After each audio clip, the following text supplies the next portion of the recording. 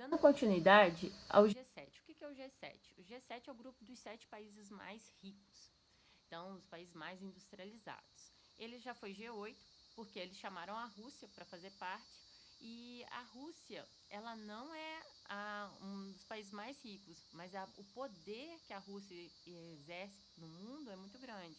Então, poder não só econômico, mas um poder militar.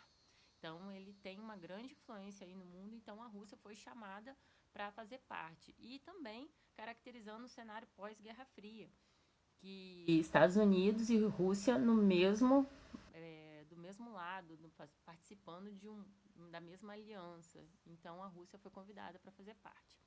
Então, mas vamos analisar primeiro qual que foi o contexto da sua formação. Vocês se recordam do choque do petróleo, 1973? Então, em 1973, guerras acontecendo no Oriente Médio, a gente vai estudar sobre isso.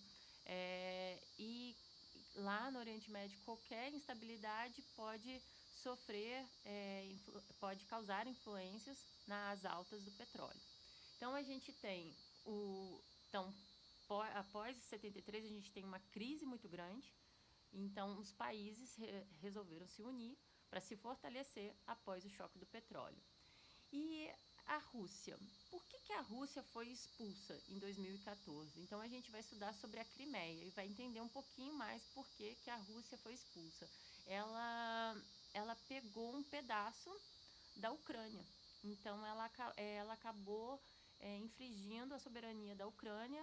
Então, a União Europeia não estava de acordo, nem os Estados Unidos, e ela sofreu essas penalidades, várias penalidades. Uma dessas penalidades foi ser expulsa do grupo G8, que virou G7.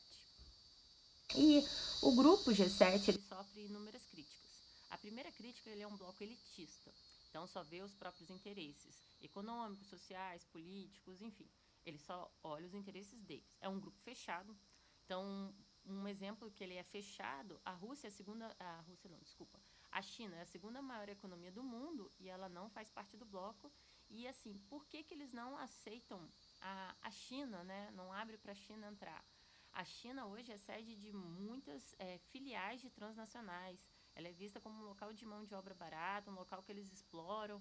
Então, isso poderia atrapalhar os planos econômicos desses países que acabam explorando a China.